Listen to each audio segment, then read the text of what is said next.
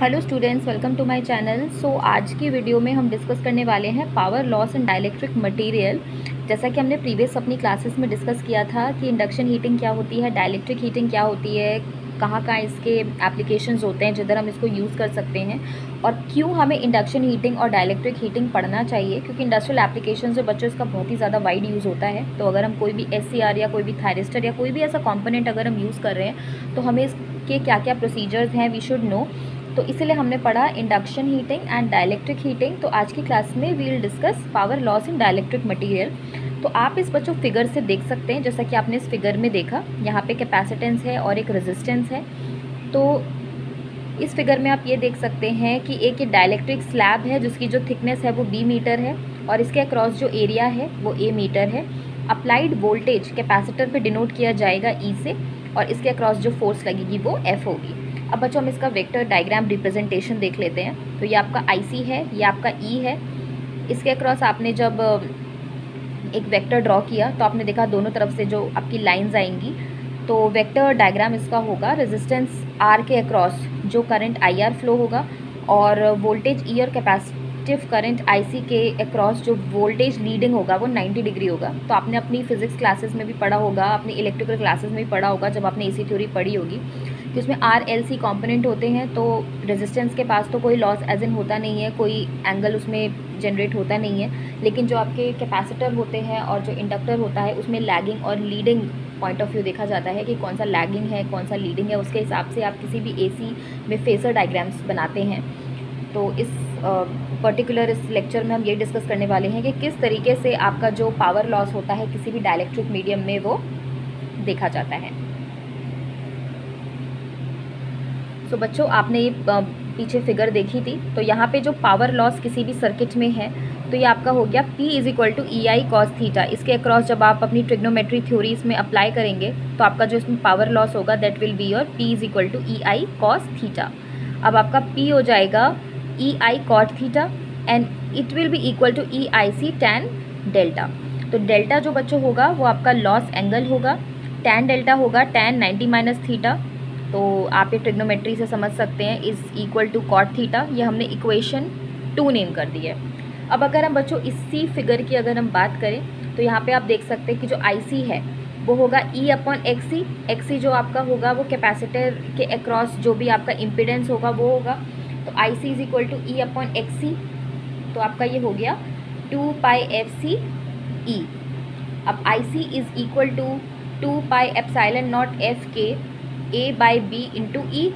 तो ये आपकी हो गई इक्वेशन 3। अब आप इस IC की बच्चों वैल्यू को, अब आपने देखा कि इसमें IC की जो वैल्यू है आप अगर सब्सटीट्यूट करेंगे इक्वेशन 2 में, आपने इक्वेशन 2 में अगर इसकी वैल्यू को सब्सटीट्यूट किया तो होगा P = 2πε0 Fe² Ka/B tan delta. That will be your equation 4। अब आपने V, आपको पता है कि V जो होता है जो आपका वॉल्यूम होता है = A × B। तो P/V = 2πε0 F E/B का स्क्वायर। ये आप वैल्यू सब्सटीट्यूट करके बच्चों आपकी जो ये वैल्यू है ये पूरी वैल्यू आ जाएगी। ε0 की जगह जो आपकी वैल्यू होती है 8.85 × 10⁻⁻12 Fm/मीटर, उसको आप सब्सटीट्यूट करके आपका ये पूरा इक्वेशन आ जाएगा।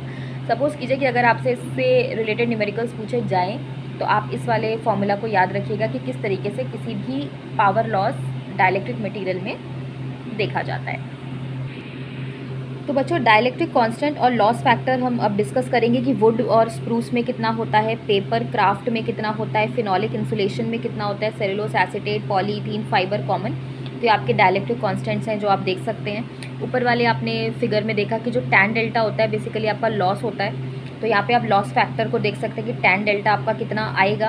तो अगर आप इन सब में वैल्यू सब्सटीट्यूट करेंगे किसी भी डाइलेक्ट्रिक कांस्टेंट की, यानी कि आपका एप्सिलॉन होता है ε0 × εr, तो εr हमेशा जो आपका होगा वो डाइलेक्ट्रिक कांस्टेंट होगा। तो आप देख सकते हैं इसमें वैल्यू की वुड की कितनी होती है और tan डेल्टा की वैल्यू किस तरीके से रेंज करती है। तो बच्चों इस चीज़ को आप अपनी नोट्स कॉपी में लिख लीजिएगा, क्योंकि पर्टिकुलरली सिंगल वाइज इसको एक्सप्लेन करना इज़ नॉट दैट यूज़फुल। तो आप देख सकते हैं कि वुड स्प्रूस का कितना होता है 1.7 to 3.3, पेपर क्राफ्ट का 2.3, फिनोलिक इंसुलेशन का 5 to 6 and cellulose acetate 4.5, 2.3 and 5 to 7.5। तो ये बेसिकली आपके डाइलेक्ट्रिक कांस्टेंट की नंबरिंग्स हैं जो उसकी रेंजेस होती हैं। तो पर्टिकुलरली बच्चों ये आपका डायलेक्ट्रिक कांस्टेंट का रेंज हो गया, ये आपका लॉस फैक्टर हो गया कि कितना कितना उसमें लॉस फैक्टर होता है। तो जब भी कभी आपसे एग्जाम में सपोज कीजिए क्वेश्चन पूछा जाता है कि आपको P/V कैलकुलेट करना है, तो आपको ज़्यादातर एप्सिलॉन नॉट की तो वैल्यू आपको पता ही होती है, तो आपको सारी वैल्यू नोन होगी। डायलेक्ट्रिक कांस्टेंट की वैल्यू आपको दी जाएगी, टैन डेल्टा की वैल्यू दी जाएगी। तो कभी अगर आपसे पूछा जाए वुड या स्प्रूस का, तो वैसे तो मेंशन्ड होता है, लेकिन अगर आप इसको लर्न भी कर लें तो भी it will be good for you. Okay students, okay, now discuss about applications of dielectric heating, plastic welding. The bonding of plastic using RF in the industry standard for many applications including the manufacturing of, यानी कि जो भी आप किसी भी plastic में welding करते हैं, RF टेक्नोलॉजी का यूज़ करते हैं, रेडियो फ्रिक्वेंसी का यूज़ करते हैं इंडस्ट्री में, तो बहुत सारी एप्लीकेशंस में इसका यूज़ किया जाता है। तो पहला आपका होता है inflatable toys, medical bags, tents and truck covers.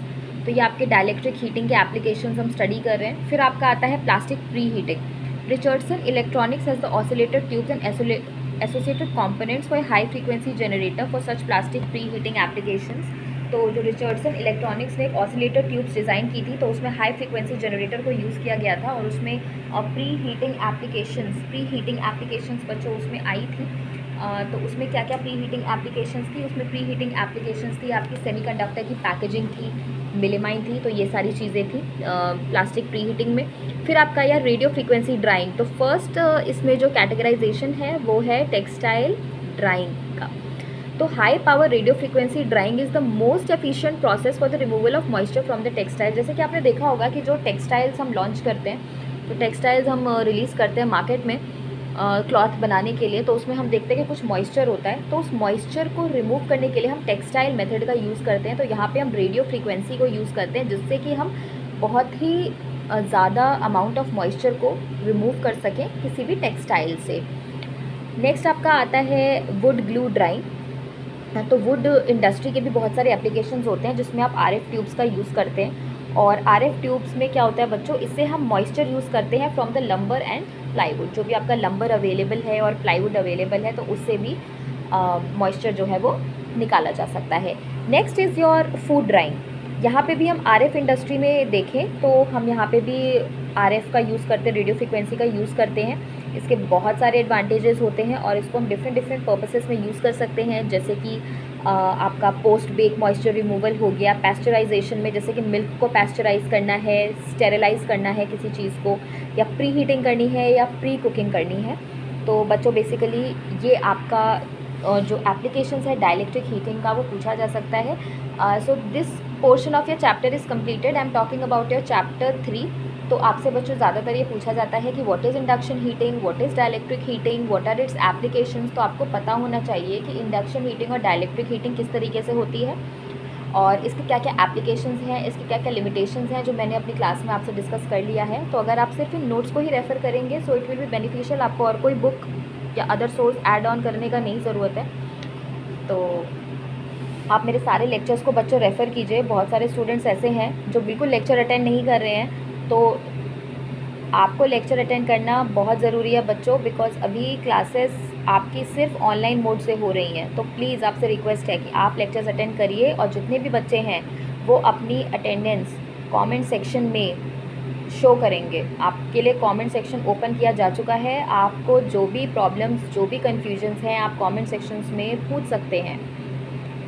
Okay students, so please it's my request to everyone कि आप लेक्चर्स अटेंड कीजिए। Okay, now we will be discussing about thyristor applications, कि थायरिस्टर की क्या क्या एप्लीकेशंस होती हैं। तो आज के लेक्चर में हम डिस्कस अब करने वाले हैं थायरिस्टर और उसकी एप्लीकेशंस के बारे में। Okay students, now let's discuss about thyristor and its application. तो पहला टॉपिक हम पढ़ने वाले हैं single phase half wave controlled circuit. तो बच्चों यहाँ पे आप देख सकते हैं कि एक SCR है और इसके साथ हमने एक डायोड कनेक्ट कर दिया है, इसके अक्रॉस लोड है। तो ये आपका 1.5 AC है और ये आपका DC आउटपुट देगा। तो किसी भी single phase half wave control bridge में आप देख सकते हैं कि किस तरीके से आपने एक SCR को कनेक्ट किया है डायोड के साथ, और इसके अक्रॉस यहाँ पे आपने लोड कनेक्ट किया है। तो बच्चों SCR का जो वर्किंग होता है वो आपने अपनी प्रीवियस क्लासेस में यही पढ़ा है कि SCR जो ज़्यादातर आपका ब्लॉक करता है नेगेटिव हाफ साइकिल को किसी AC इनपुट के लिए, और अलाउ करता है सिर्फ पॉजिटिव हाफ साइकिल को। आप इसमें देख सकते हैं कि जो आउटपुट अवेलेबल यहाँ पे होगा, अगर आपने इसके अक्रॉस कोई भी सर्किट में आप देख सकते हैं कि जब आप इसके अक्रॉस कोई भी इनपुट अप्लाई करेंगे तो आपने यहाँ पे 1.5 AC अप्लाई किया है तो हमेशा यहाँ पे आपको एक DC आउटपुट वोल्टेज मिलेगा जो कि रेक्टिफाइड फॉर्म में आपको अवेलेबल होगा। इसको कंट्रोल किया जा सकता है अगर आप फायरिंग एंगल ऑफ SCR को वेरी कराएं। तो आपने अपनी प्रीवियस क्लासेस से बच्चों देखा होगा, मैंने आपको फायरिंग एंगल एक्सप्लेन किया था कि कितने एंगल पे आपको किसी भी SCR को फायर करना है। अब ये जो डायोड है ये एक फ्री व्हीलिंग डायोड होता है, इसको कनेक्ट किया जाता है लो रेजिस्टेंस पाथ से to the current due to stored energy in the case of inductive load. Note that the firing circuits are connected separately, कि फायरिंग सर्किट्स को हमने सेपरेटली कनेक्ट किया and are not shown for simplicity. अब बच्चों आप इसमें wave shape देख सकते हैं, ये हमने एक वेव शेप दिया, यहाँ पे हमने एक फायरिंग एंगल अल्फा लगाया, तो आपने देखा कि T1 से T2 तक आपका जो SCR है वो वर्क कर रहा है और इस नेगेटिव हाफ साइकिल में आपका जो SCR है वो प्रॉपरली वर्क नहीं करेगा, क्योंकि SCR हमेशा फॉरवर्ड पॉजिटिव साइकिल में कंडक्ट करता है। यहाँ पे आप देख सकते हैं T4 से T5 तक भी आपका जो SCR है वो कंडक्ट करेगा।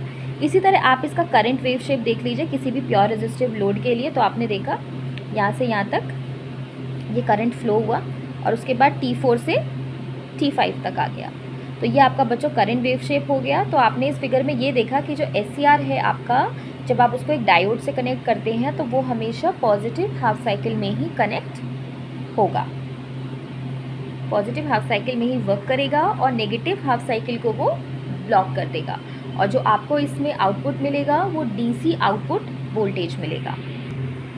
So students, from the figure you can see that जब भी आप SCR को गेट ऑन करते हैं एट टाइम T1 पे, आपने गेट ऑन किया इसको टाइम T1 पे, तो ये ऑन रहेगा हमेशा टाइम T1 से T2 तक। लेकिन जैसे ही यहाँ पे टाइम 2 आएगा तो आपका जो वोल्टेज होगा वो रिवर्स हो जाएगा और जो SCR है आपका बच्चों वो स्विच ऑफ हो जाएगा, और वो तब तक स्विच ऑफ रहेगा जब तक वो आपका T4 तक नहीं आ जाता।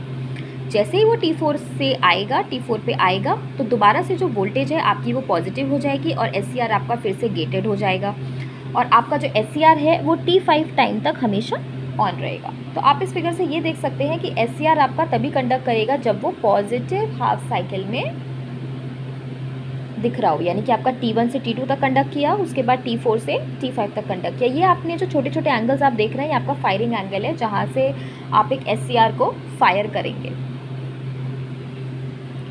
ओके, तो बच्चों अब हम वेव शेप्स इसकी देख लेते हैं कि किस तरीके से इसकी वेव शेप काम करती है। तो हमने, क्योंकि इसमें 1.5 AC वोल्टेज इसमें हमने अप्लाई किया है, तो आप देख सकते हैं जब आपने 1.5 AC वोल्टेज अप्लाई किया तो इसके अक्रॉस एक AC साइकिल फ्लो करेगी। तो ये आपका पाई हो गया, 2 पाई हो गया, 4 पाई हो गया।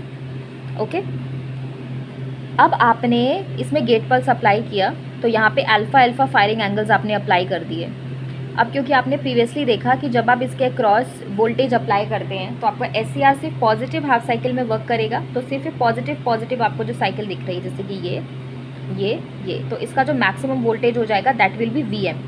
ये हो जाएगा आपका VM साइन अल्फ़ा। यहाँ पे आपका 2 पाई था, आपने एक स्मॉल अल्फ़ा एंगल से इसको फायर किया तो ये आपका हो जाएगा VM sine 2 pi plus alpha, तो ये आपका 2 पाई प्लस अल्फ़ा एंगल हो जाएगा। इसी तरीके से जब आप I0 की बात करें, यानी कि आउटपुट करंट की जब आप इसमें बात करेंगे तो आप ये देखेंगे कि आपका जो AC थ्योरी के अकॉर्डिंग आपका ये हो जाएगा VM/R। तो ये पॉजिटिव साइकिल में आपका कन्वर्ट करेगा, यानी कि आपका एक तो पाई पे वर्क करेगा, 2 पाई पे वर्क करेगा, 4 पाई पे वर्क करेगा। इसी तरह अगर आप VT वोल्टेज अक्रॉस थायरिस्टर की बात करें तो आप पे देख सकते हैं छोटे छोटे जो आप पे फायरिंग एंगल्स है, जैसे कि आपने यहाँ फायरिंग एंगल दिया, ये वाला तो आपका हो गया VM साइन अल्फ़ा, फिर आपका ये नेगेटिव -VM हो गया, फिर ये पाई से लेकर 2 पाई तक ये गया, 2 पाई प्लस अल्फ़ा तक गया, तो यहाँ से लेकर यहाँ तक ये आपका जो थायरिस्टर है ये वर्क नहीं करेगा। तो आप बच्चों देख सकते हैं कि किस तरीके से single phase half controlled half wave thyristor circuit, जिसमें कि कभी भी आपने R लोड को कनेक्ट कर दिया है, तो किस तरीके से आपका जो थायरिस्टर है वो वर्क करेगा जब आप उसको किसी भी डायोड के साथ और लोड के साथ उसको आपस में कनेक्ट करते हैं। ओके, तो एवरेज वोल्टेज की अगर आप बात करें across load R for the single phase half control half wave circuit in terms of firing angle alpha, तो वो हो जाएगा आपका V0 = 1/2 पाई। आपने लिमिट देखी, लिमिट आपकी आ रही है बच्चों अल्फा से लेकर पाई तक। अल्फ़ा से लेकर पाई तक लिमिट आई तो होगा Vm sin omega T dot D omega D T. अब जब आप इसमें लिमिट्स अप्लाई करेंगे, इंटीग्रेशन जब आप इसमें यूज़ करेंगे तो आपका आ जाएगा ये Vm/2π 1 + cos अल्फ़ा। अब अगर आपने अल्फ़ा को, आपको यहाँ पे maximum value of average output voltage calculate करना है V0, यानी कि V मैक्सिमम अगर आपको यहाँ पे कैलकुलेट करना होगा तो आपको जो अल्फ़ा होगा आपको 0 रखना पड़ेगा। तो अगर आपने cos 0 यहाँ पे सब्सटीट्यूट किया इस वैल्यू में तो cos 0 इज़ इक्वल टू 1। आपने अपनी ट्रिग्नोमेट्री की क्लास में, ट्रिग्नोमेट्री चैप्टर में पढ़ा होगा कि cos 0 इज़ ऑलवेज़ 1। तो जब आप यहाँ पे वैल्यू सब्सटीट्यूट करेंगे तो Vmax is equal to Vm/2π, और ये आपका 1 + 1 यहाँ पे आपने जब वैल्यू सब्सटीट्यूट की cos अल्फ़ा तो यहाँ 1 हो गया, 1 + 1 will be 2 and therefore 2 and 2 will get cancelled and you will get Vm/π। तो एवरेज लोड करंट आपका होगा I0 is equal to V0/R, that will be Vm/2πR 1 + cos alpha. So बच्चों, ये एक क्वेश्चन है इम्पॉर्टेंट जो पूछा जाता है कि किसी भी थायरिस्टर को अगर आप डायोड के साथ कनेक्ट करते हैं तो उसके आउटपुट वेवफॉर्म्स किस किस तरीके से बनते हैं, एग्जाम्स में पूछा जाता है। आप इसके जितने भी वर्किंग है और सर्किट डायग्राम्स हैं इसको आप देख लीजिएगा। Next will discuss about